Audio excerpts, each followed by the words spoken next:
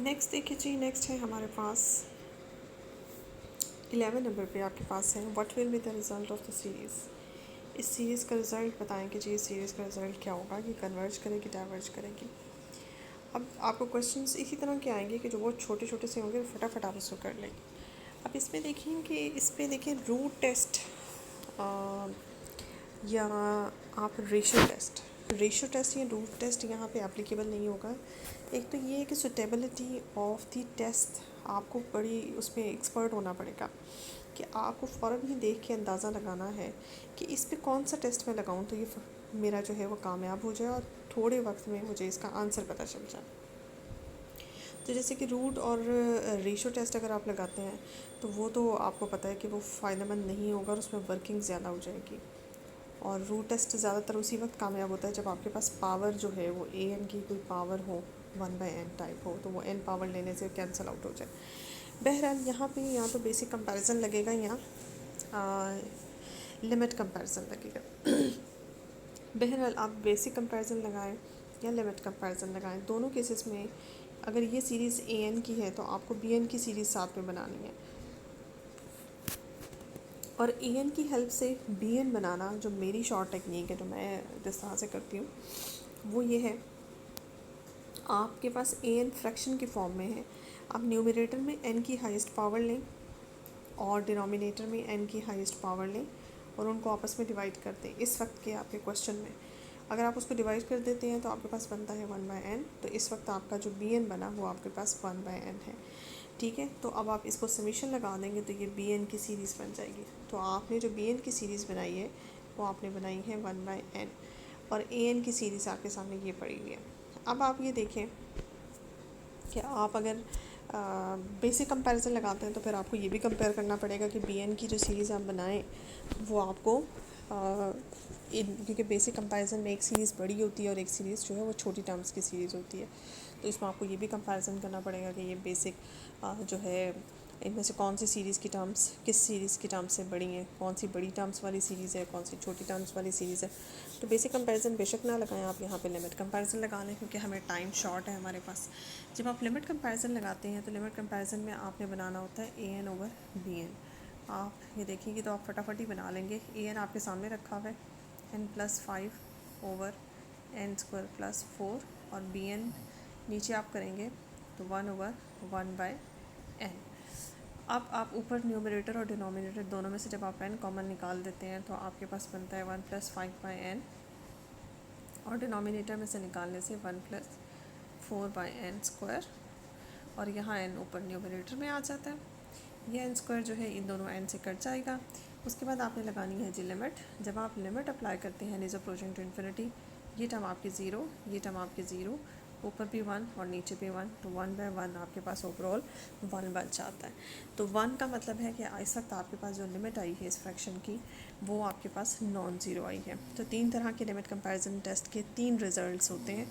उन 3 रिज़ल्ट्स में से एक रिज़ल्ट ये था कि अगर आपकी इस लिमिट का आंसर जो है वो नॉन ज़ीरो आ जाए, तो अगर इस लिमिट का आंसर देखिए 1 आ गया है दैट इज़ नॉन ज़ीरो, या नॉन ज़ीरो आ जाए या ज़ीरो आ जाए या इन्फिनिटी आ जाए, तो ये नॉन ज़ीरो वाला केस है। तो इस केस में हम ये देख सकते हैं कि इस केस में जो रिज़ल्ट निकलता है वो ये रिज़ल्ट है कि आपकी या तो दोनों सीरीज़ कन्वर्ज करेंगी या फिर दोनों डाइवर्ज करेंगी। अब आप ये देखें कि ये देखें ये सीरीज़ जो है 1/n की जो सीरीज़ होती है ये तो हमें कंफर्म पता है कि ये डाइवर्जेंट सीरीज़ होती है।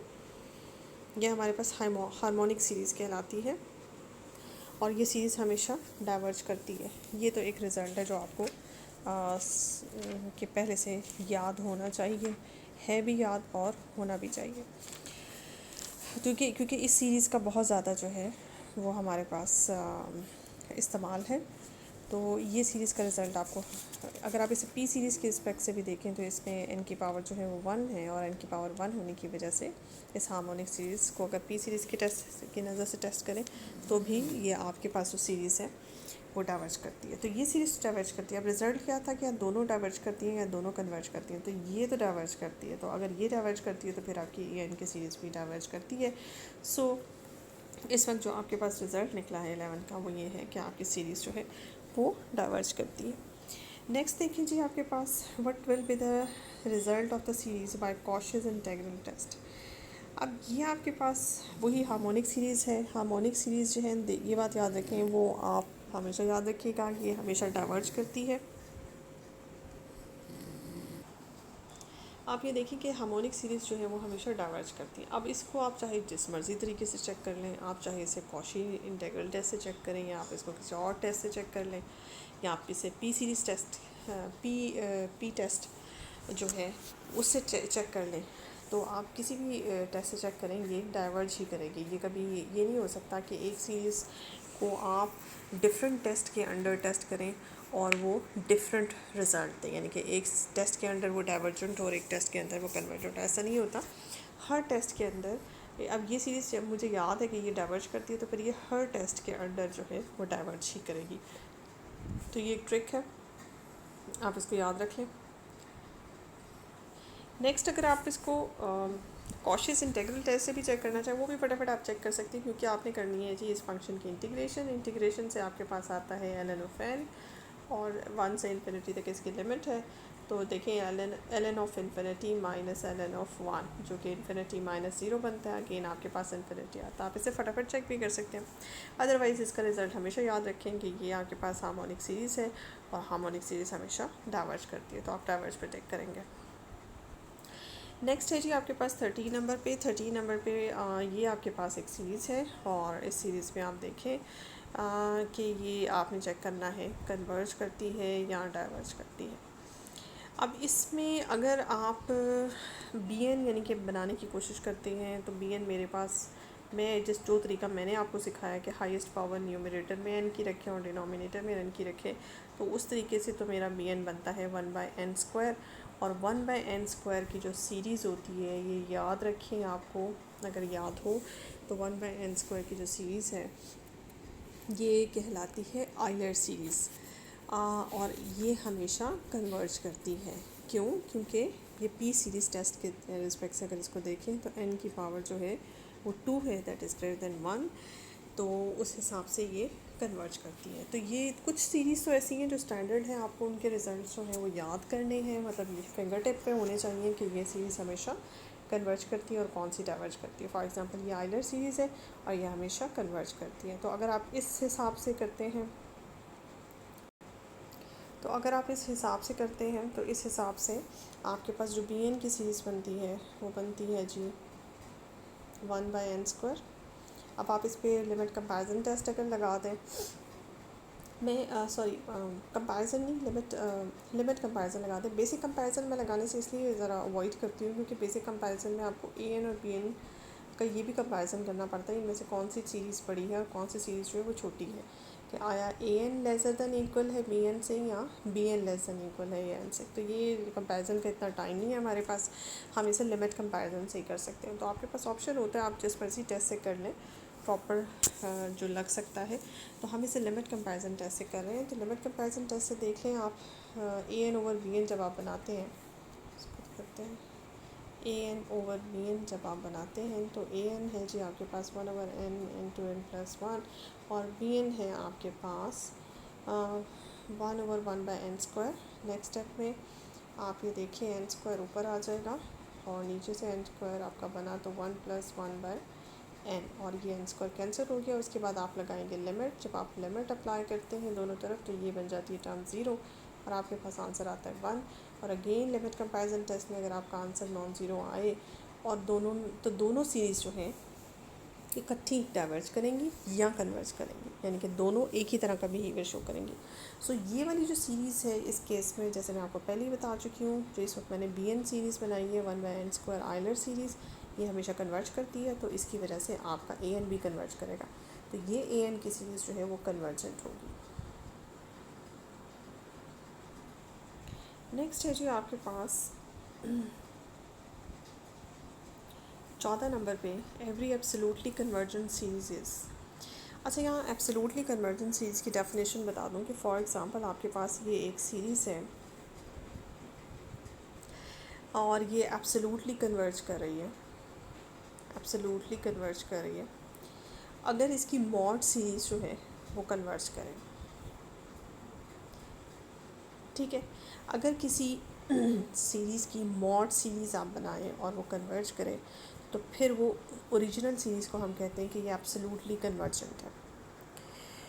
तो देखिए, अगर किसी सीरीज़ में मॉड सीरीज़ बनाने की आपको तब ज़रूरत पेश आती है जब हमारे पास सीरीज़ जो है वो ऑल्टरनेटिंग सीरीज़ हो। आपको अच्छी तरह से पता है ऑल्टरनेटिंग सीरीज़ क्या होती है। ऑल्टरनेटिंग सीरीज़ इस तरह की सीरीज़ होती है जिसमें एक टर्म प्लस और एक टर्म, जैसे A1 है और A2 माइनस में है, फिर प्लस फिर माइनस, इस तरह की जो सीरीज़ होती है प्लस माइनस टर्म्स के साथ, उसको हम ऑल्टरनेटिंग सीरीज़ कहते हैं। तो ऑल्टरनेटिंग सीरीज़ में अगर आप तमाम टर्म्स का मॉड ले लें तो वो सीरीज़ जो है वो पॉजिटिव टर्म सीरीज़ बन जाती है, सिंपल सीरीज़ बन जाती है। तो अगर उसकी नेगेटिव को इग्नोर कर दिया जाए और सिंपल सीरीज़ को चेक किया जाए तो सादी सीरीज़ जो है अगर आपकी कन्वर्ज करती है तो फिर आपकी ओरिजिनल सीरीज़ जो है वो एब्सोल्युटली कन्वर्ज करेगी। ये है जी एब्सोल्यूट कन्वर्जेंस की डेफिनेशन। तो आप यहाँ से देखें, every absolutely convergent series is convergent. देखें, अगर कोई सीरीज़ है ही positive term series, for example वो अल्टरनेटिंग सीरीज़ है ही नहीं और वो है ही पॉजिटिव टर्म सीरीज़, तो उसके ऊपर कंडीशन क्या है कि आप उसकी पॉजिटिव टर्म को चेक करें कि वो कन्वर्ज कर रही है। तो वो है ही पॉजिटिव टर्म सीरीज़, तो इसका मतलब है वो कन्वर्ज कर रही है, तो वो फिर एब्सोल्युटली कन्वर्ज है। एब्सोल्युटली कन्वर्जेंट है तो फिर खुद वो कन्वर्जेंट होगी। अच्छा जी, नेक्स्ट है आपके पास 15 नंबर पे। 15 नंबर पे है ये सीरीज़ को चेक करें कि ये क्या कर रही है, कन्वर्ज या डाइवर्ज कर रही है। अब इसमें आप इसे रूट या रेशियो टेस्ट से नहीं लेके चलेंगे। रूट टेस्ट इससे नहीं चलेंगे क्योंकि रूट टेस्ट में होल की पावर होना ज़रूरी होता है, वरना अदरवाइज़ हम खुद मुश्किल में फंस जाते हैं। तो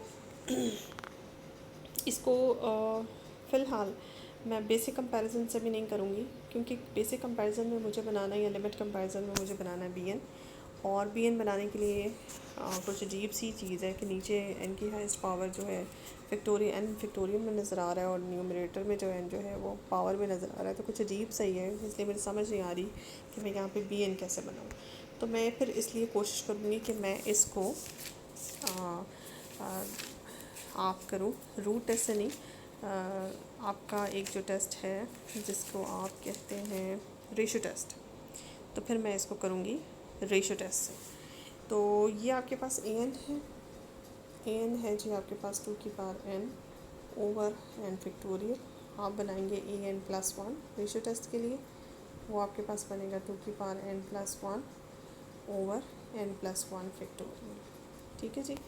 तो जब आप an प्लस 1 ओवर an बनाते हैं तो आपके पास बनता है 2 raise power n plus 1 over n plus 1 factorial और multiplied by n factorial over 2 raise power n।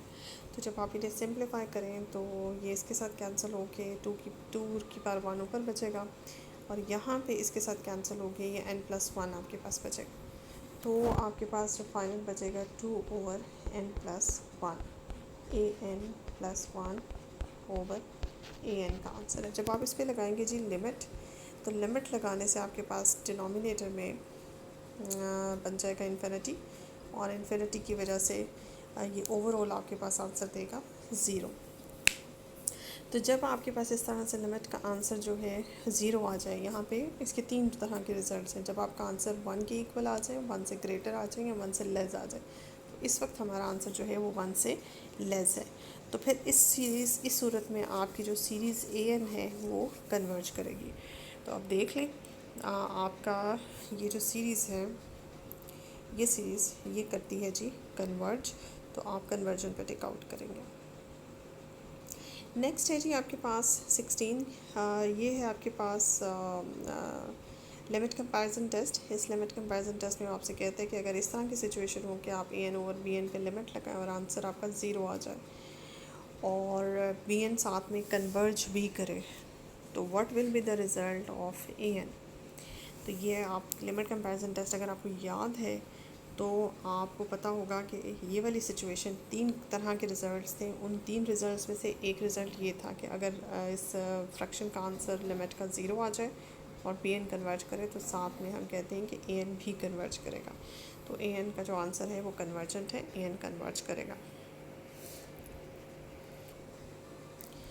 Next है जी आपके पास, आप ये देखें सीरीज़ 17 नंबर पे, या सीरीज़ इस कन्वर्जेंट। अब ये पी सीरीज़ है, आपको पता है, हाइपर हार्मोनिक सीरीज़, और ये सीरीज़ जो है ये कन्वर्जेंट होती है। ये हम जानते हैं कि जब आपका पी यानी कि एन की पावर जो है वो ग्रेटर देन 1 होती है। तो ये तो आपको एक हाइपर हार्मोनिक सीरीज़, एक हार्मोनिक सीरीज़ और एक आइलर सीरीज़, ये तीनों जो है हमारी फिंगर टिप पे। तो इसका रिज़ल्ट हम सीधा सी पे टिक करेंगे।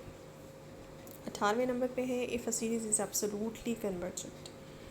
आप ये मेरे ख्याल से ये MCQs पहले भी पूछ रहा है कि एक सीरीज़ अगर आपकी एब्सोल्युटली कन्वर्जेंट है तो हम क्या करेंगे। तो सीरीज़ अगर आपकी एब्सोल्युटली कन्वर्जेंट है तो फिर ओरिजिनल सीरीज़ जो है then it is convergent. Original series आपकी कन्वर्जेंट होती है, ये हम पहले ही जानते हैं। तो आप कन्वर्जेंट पे टिक करेंगे।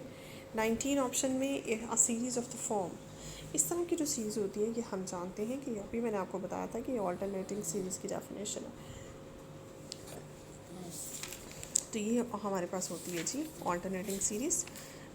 इसको हम ऑल्टरनेटिंग सीरीज़ पे टिक करेंगे। 20th नंबर पे है, इसको देख लेते हैं।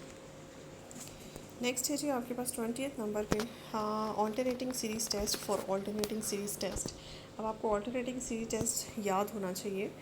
विच two conditions hold, alternating series test में कौन सी दो कंडीशंस होल्ड करती हैं। तो अब आपको रिवाइज़ करा दूँ कि ऑल्टरनेटिंग सीरीज़ टेस्ट इस तरह से किया जाता है कि कोई भी ऑल्टरनेटिंग सीरीज़ टेस्ट जो है उसमें कहा जाता है कि ये ऑल्टरनेटिंग सीरीज़ कन्वर्ज कर रही है if the following to conditions hold. उनमें से दो कंडीशन ये है कि आपकी सीरीज़ जो है वो डिक्रीजिंग होनी चाहिए या नॉन इंक्रीजिंग सीक्वेंस होना चाहिए। आपकी सीरीज़ का जो सीक्वेंस है यानी कि जो टर्म्स हैं वो नॉन इंक्रीजिंग होनी चाहिए या दूसरे लफ्ज़ों में डिक्रीजिंग होनी चाहिए। और तीसरा जो बात है वो ये है कि आपके पास जब आप उसकी nth टर्म पे लिमिट लगाएं तो आपकी लिमिट जो है वो ज़ीरो होनी चाहिए। अब आप इसमें से ऑप्शन देखें कि पहला ऑप्शन तो गलत हो गया, आपके लिमिट का आंसर जो है वो ज़ीरो होना चाहिए। नॉन इंक्रीजिंग बिल्कुल ठीक है और an का आंसर जो है लिमिट पे ज़ीरो होता है, या दूसरे लफ्ज़ों में an इज़ डिक्रीजिंग और an का आंसर जो है ज़ीरो। ये दोनों ऑप्शन आपके ठीक है, तो इसलिए हम डी ऑप्शन को टिक करेंगे। बोथ बी एंड सी दोनों एक ही तरह के लिखे हुए हैं, एक में नॉन इंक्रीजिंग का वर्ड है और एक में डिक्रीजिंग का वर्ड है। तो आपको ऑल्टरनेटिंग सीरीज़ टेस्ट जो है वो याद होना चाहिए, तो फिर आप इसको टिक कर सकते। इसका मतलब है MCQs में सीरीज टेस्ट जो भी आपके सीरीज़ चेकिंग के, कन्वर्जेंस चेकिंग के या डाइवर्जेंस चेकिंग के टेस्ट हैं उनकी भी आपको स्टेटमेंट अच्छी तरह से आनी चाहिए, वो भी MCQs में आ सकती है। 21 पे देखिए, आज series is set to be conditionally convergent. अब आपको कंडीशनली कन्वर्जेंट की डेफिनेशन आनी चाहिए कि कौन सी चीज़ कब कंडीशनली कन्वर्ज करती है। तो कंडीशनली कन्वर्जन के लिए आपकी जो मॉड सीरीज़ है ये भी लगता है आपकी, फॉर एग्जांपल अगर आपकी सीरीज़ जो है वो ऑल्टरनेटिंग सीरीज़ है तो आप उसकी मॉड सीरीज़ बनाएं। मॉड सीरीज़ अगर डाइवर्ज करे और ओरिजिनल सीरीज़ आपकी कन्वर्ज करे तो फिर वो सीरीज़ जो है वो कंडीशनली कन्वर्जेंट होती है। तो देखिए, मॉड सीरीज़ जो है डाइवर्ज करे और ओरिजिनल भी डाइवर्ज करे, नो। मॉड सीरीज़ डाइवर्ज करे और ओरिजिनल सीरीज़ कन्वर्ज करे, तो आपका यही वाला ऑप्शन जो है वो डी ऑप्शन आप इसे टिक करेंगे, तो डी ऑप्शन आपका ठीक होगा। इसके बाद देखिए, अच्छा जी, 22वें नंबर पे है आपके पास ये एक सीरीज़ है। इसको चेक करना है कि कन्वर्ज करती है, एब्सोल्युटली कन्वर्जेंट है, कंडीशनली कन्वर्जेंट है, क्या है। देखिए, ये आपके पास पहली बात तो ये कि ऑल्टरनेटिंग सीरीज़ है, तो अगर आप इसे ऑल्टरनेटिंग सीरीज़ टेस्ट लगा के चेक करें तो आप देखें कि ये ओरिजिनल सीरीज़ क्या करती है। जब आप इस पर ऑल्टरनेटिंग सीरीज़ लगाते हैं तो सबसे पहले उसका सीरीज़ टेस्ट लगाते हैं तो उसके ऊपर पहला जो कंडीशन है वो ये है कि आपके पास जो सीक्वेंस है वो आपके पास नॉन इंक्रीजिंग या डिक्रीजिंग सीक्वेंस होना चाहिए। अब आप देख रहे हैं कि हर अगली टर्म जो है वो पिछले टर्म से स्मॉलर है, तो ये डिक्रीजिंग सीक्वेंस है। एक बात तो कंफर्म होगी। दूसरा, इसकी nth टर्म के ऊपर लिमिट लगाएं। अब इसकी यहाँ से देख के पता चल रहा है कि nth टर्म जो है वो 1/n होगी। जब आप उसके ऊपर लिमिट लगाएंगे n is approaching to infinity, तो आपके पास आंसर जो है वो ज़ीरो आएगा। और यही सेकंड कंडीशन थी कि आपके पास ऑल्टरनेटिंग सीरीज़ टेस्ट में जो दूसरी कंडीशन थी वो लिमिट जो है वो nth टर्म की ज़ीरो आनी चाहिए, तो फिर आपकी सीरीज़ जो है कन्वर्ज करेगी। इसका मतलब है कि ये आपकी ऑल्टरनेटिंग सीरीज़ है, ऑल्टरनेटिंग सीरीज़ टेस्ट से ये कन्वर्ज कर रही है। अच्छा, इसकी मॉड सीरीज़ भी ज़रा चेक कर लें, हो सकता है कंडीशनली कन्वर्जेंट भी हो। अभी तो इस वक्त ये रिज़ल्ट आ रहा है कि ये कन्वर्जेंट है, तो आप इसको मॉड सीरीज़ को चेक कर लें कि इसकी मॉड सीरीज़ क्या बनती है। जब आप इसकी मॉड सीरीज़ बनाते हैं तो आपकी ये नेगेटिव ख़त्म हो जाता है, यानी कि तमाम टर्म्स जो हैं आपकी पॉजिटिव हो जाती हैं इस सीरीज़ की। अच्छा, ये जो सीरीज़ अब मैंने बनाई है इसकी मॉड सीरीज़, ये मॉड सीरीज़ बेसिकली ये हार्मोनिक सीरीज़ बन गई है। और हार्मोनिक सीरीज़ हम जानते हैं कि हमेशा कन्वर्ट डाइवर्जेंट होती है। तो इसका मतलब है कि ये ओरिजिनली तो ये आपकी ये सीरीज़ कन्वर्ज कर रही है, लेकिन ऑल्टरनेटिंग सीरीज़, जबकि इसकी मॉड सीरीज़ जो है वो डाइवर्ज कर रही है। तो ऐसा टेस्ट है जिसमें हम जो पता चले कि ओरिजिनल ऑल्टरनेटिंग सीरीज़ कन्वर्ज करती है जबकि मॉड सीरीज़ डाइवर्ज करे, तो ऐसी सीरीज़ फिर आपकी कंडीशनली कन्वर्जेंट होती है। तो 22वें का आंसर जो है वो कंडीशनली कन्वर्जेंट पे होगा।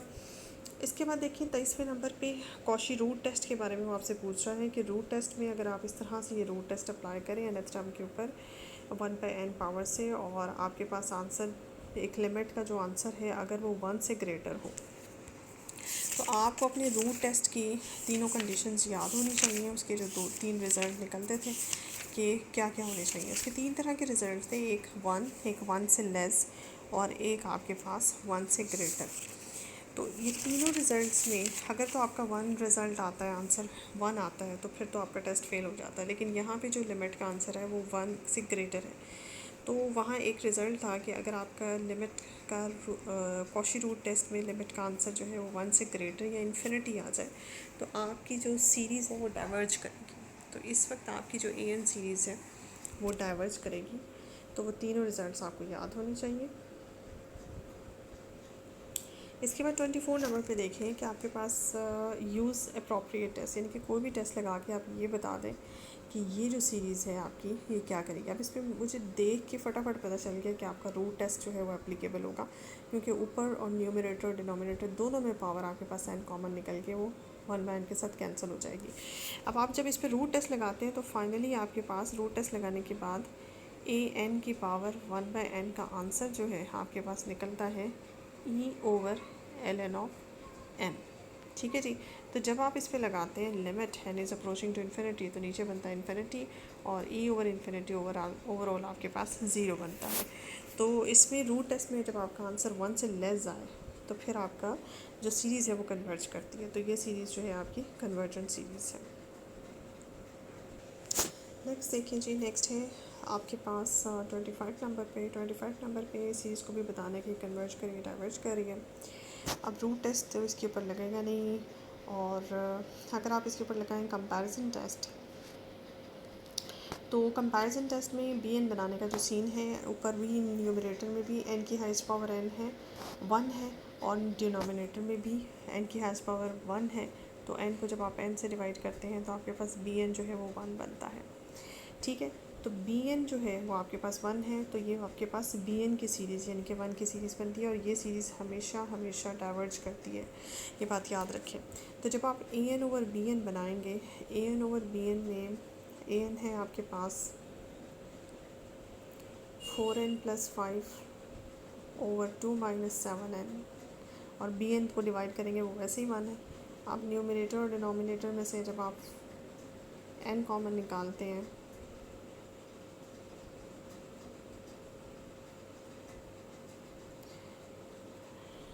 तो आपके पास ये सीन है। अब जब आप लिमिट अप्लाई करेंगे तो लिमिट अप्लाई करने के बाद आपके पास आंसर में जो है वो बनेगा यहाँ भी 0 और यहाँ भी 0, और आपके पास आंसर आएगा -4/7। अब -4/7 चूँकि मैंने कंपैरिजन लिमिट कंपैरिजन टेस्ट लगाया है, तो -4/7 आपका आंसर जो है वो नॉन ज़ीरो आंसर है। तो नॉन ज़ीरो आंसर जब होता है तो फिर दोनों सीरीज़ या तो कन्वर्ज करती हैं या डाइवर्ज करती हैं। तो इसका मतलब है कि जो 1 सीरीज़ है इसके बारे में तो मुझे कंफर्म है, ये जो bn वाली सीरीज़ मैंने बनाई है ये तो लाजमी डाइवर्ज करती है। तो इसका मतलब है कि आपकी ये गिवन सीरीज़ भी फिर डाइवर्ज करेगी। तो दोनों के रिज़ल्ट सेम होंगे। 25वें का डी आंसर है। 26वां देखिए आपके पास कि ये वाली जो सीरीज़ है for what value of x की क्या वैल्यूज़ यहाँ पुट की जाए, तो ये सीरीज़ आपके पास जो है कन्वर्ज करेगी। यानी कि आपने radius of convergence in a sense x की वो सारी वैल्यूज़ निकालनी है जिस पे आपकी ये सीरीज़ जो कन्वर्ज करती है। इस तरह के क्वेश्चंस आपने भी तहाशा किए होंगे। यहाँ पे जो टेस्ट हम लगाएंगे और जिस टेस्ट से हम चेक करेंगे वो टेस्ट जो आपके लिए सूटेबल होगा वो होगा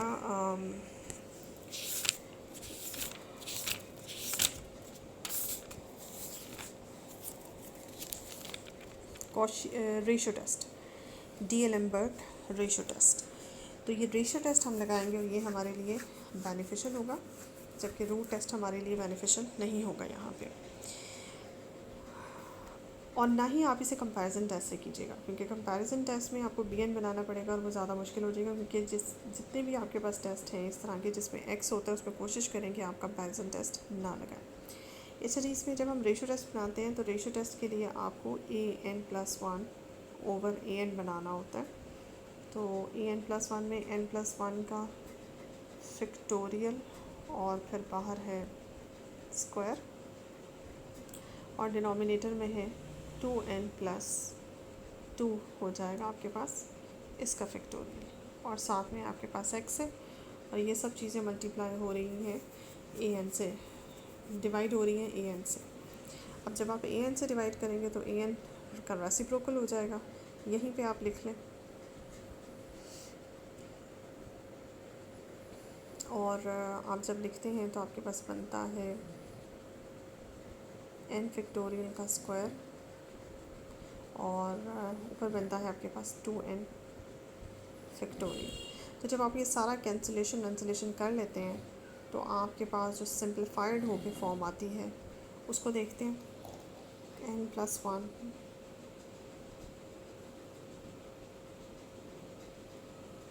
n का फैक्टोरियल, n के फैक्टोरियल का स्क्वायर, n+1 का स्क्वायर, और डिनोमिनेटर में 2n+2 था, फिर 2n+1 और फिर 2n का फैक्टोरियल।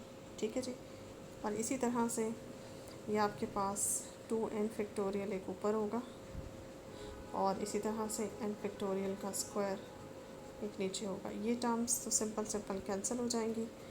इसके साथ जो बाकी आपके पास बचेगा वो 1, 2 और ये 3 टर्म्स हैं जो बाकी आपके पास बचेंगी।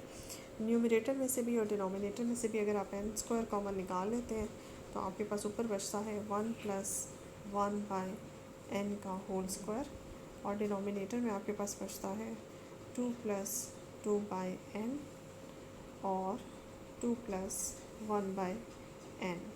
ऊपर से भी और नीचे से भी n² आपका कैंसिल आउट हो गया। और जब आप फाइनल लिमिट लगाते हैं तो ये टर्म 0, ये टर्म 0, ये टर्म 0, और आपके पास बचता है 1/4। ठीक है जी। अब आपके पास जब बचा है, आपने रेशियो टेस्ट लगाया है और आपके पास बचा है 1/4, तो 1/4 और साथ में आपका x भी है, यानी कि आपके पास बचा है टोटल आंसर x/4। ये आंसर आया है आपके पास AN+1 ओवर AN का लिमिट लगाने के बाद।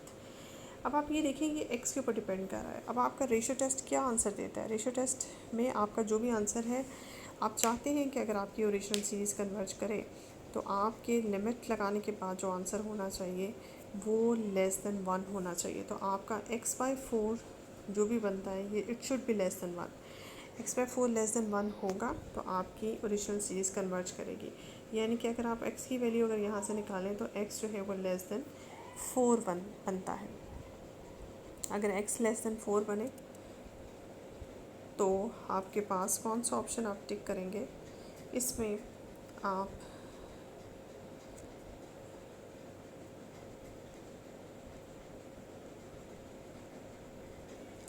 इसमें आप जो है और जो ऑप्शन टिक करेंगे वो ऑप्शन है आपके पास C ऑप्शन आप टिक करेंगे। नेक्स्ट देखिए, नेक्स्ट है 27।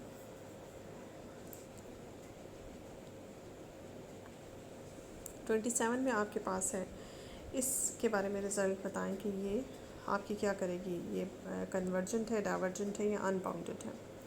तो इसमें आप ये देखें कि इसमें जो बेनिफिशियल आपके लिए टेस्ट होगा, गेन कंपैरिजन टेस्ट भी आप लगा सकते हैं। कंपैरिजन टेस्ट लगाएं तो कंपैरिजन टेस्ट में अगर आप BN बनाएं तो आपका BN जो है, BN की सीरीज़ ये बनेगी 1/n, क्योंकि हाईएस्ट पावर n के ऊपर 1 है और नीचे 2 है, तो डिवाइड करके आपके पास ये BN बनता है। तो ये सीरीज़ आपके पास BN की सीरीज़ बन गई है। और अगर आप इसे डिवाइड करें AN लिमिट कंपैरिजन टेस्ट से AN ओवर BN करें तो आपके पास आंसर जो है 1/n² + 1 और ऊपर भी n² बनेगा।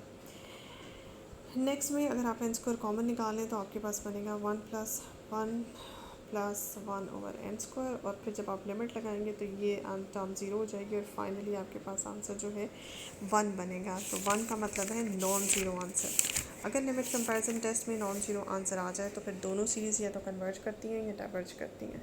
तो bn का तो हमें कंफर्म है ये हार्मोनिक सीरीज़ है। तो हार्मोनिक सीरीज़ हमेशा डाइवर्ज करती है, तो आपकी ये जो सीरीज़ है ये सीरीज़ भी फिर डाइवर्ज करेगी, तो फिर आप डाइवर्जन पे टिक करेंगे।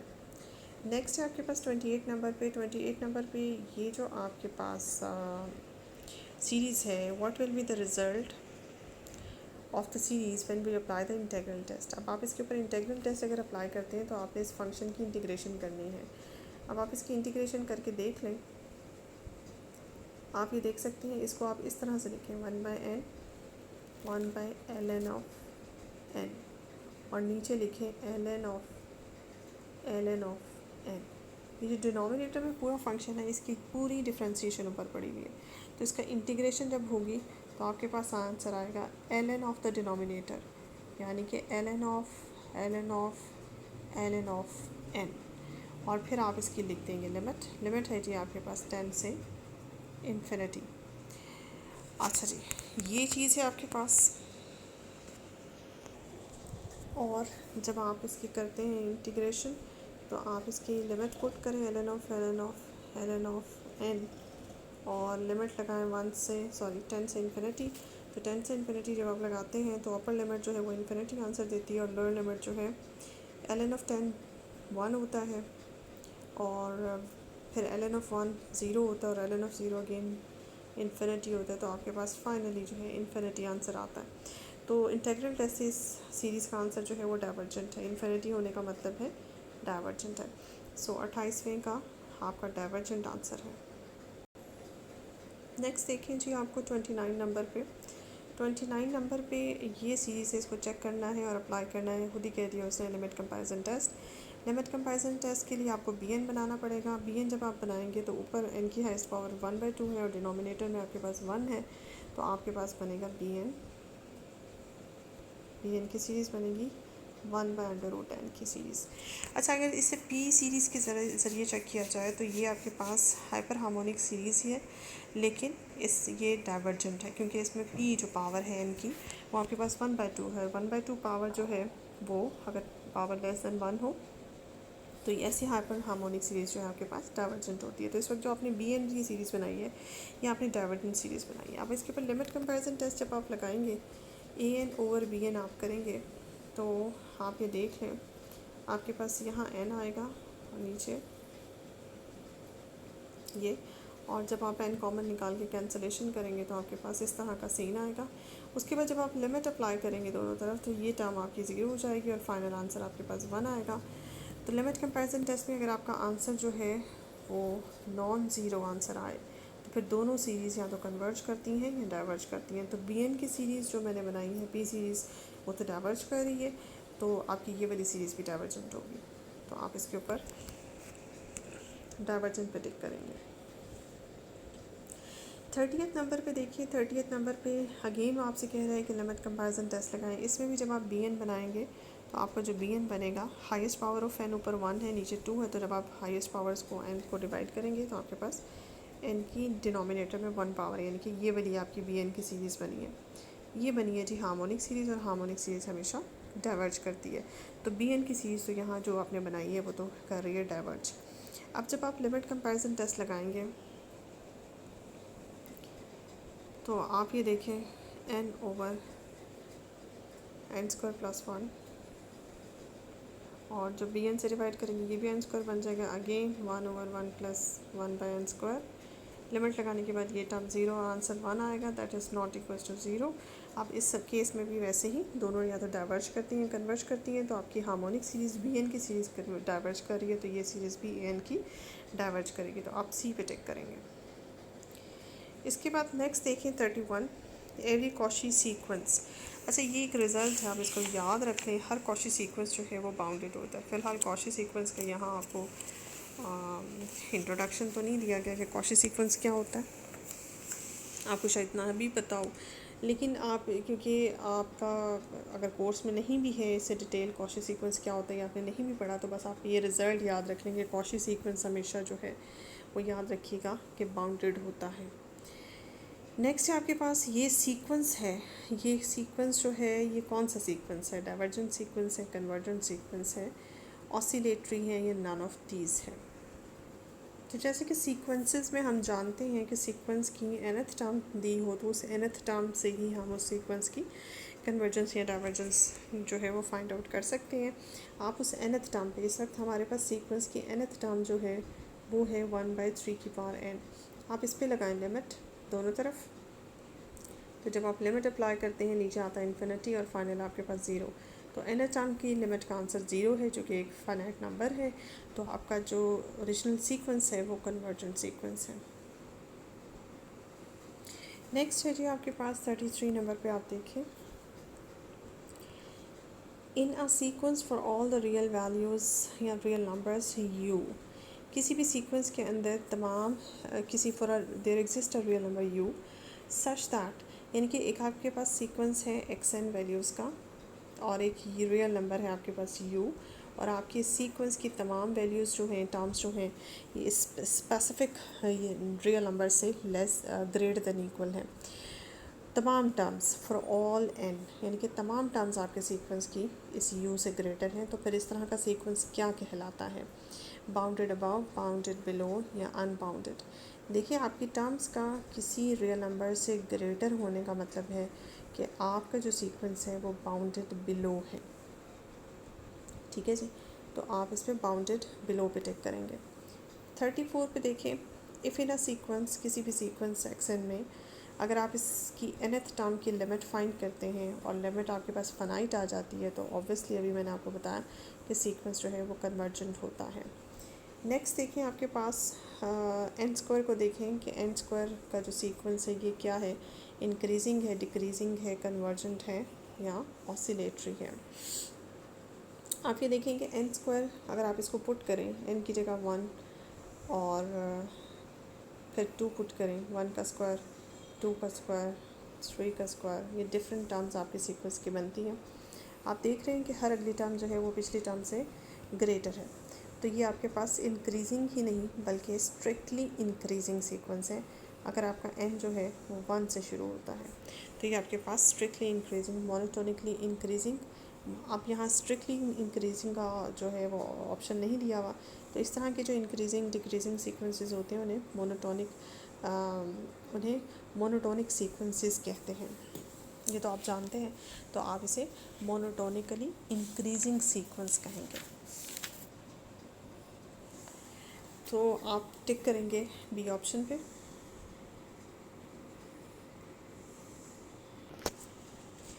नेक्स्ट देखें जी, हमारे पास 36 है, एक मोनोटोनिकली इंक्रीजिंग सीक्वेंस।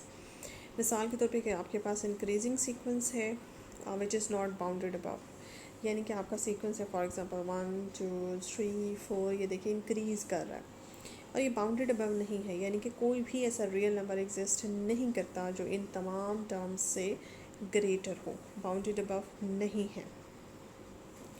तो इस तरह का सीक्वेंस जो है, ये बात याद रखिएगा, ये मैंने आपको बिल्कुल स्टार्ट में भी बताया था, डाइवर्जेंस टेस्ट बताया था आपको सीक्वेंसेस के लिए कि अनबाउंडेड सीक्वेंस जो है वो आपका डाइवर्जेंट होता है। तो अनबाउंडेड, चूँकि ये सीक्वेंस अनबाउंडेड है तो ये डाइवर्जेंट होगा, लेकिन डाइवर्जेंट कहाँ से होगा? डाइवर्ज किसको करेगा? प्लस इन्फिनिटी को डाइवर्ज करेगा या माइनस इन्फिनिटी को डाइवर्ज करेगा? तो चूँकि ये इंक्रीजिंग है और ये पॉजिटिव इन्फिनिटी की तरफ जा रहा है तो ये डाइवर्ज करेगा पॉजिटिव इन्फिनिटी को, ये बात याद रखिएगा। 37 में, और अगर यही वाला आपके पास आ जाए डिक्रीजिंग सीक्वेंस है और बाउंडेड बिलो नहीं है, तो फिर अनबाउंडेड है और अनबाउंडेड होने की वजह से डाइवर्ज करेगा, तो डाइवर्ज माइनस इन्फिनिटी को करेगा। नेक्स्ट है जी 37 नंबर पे,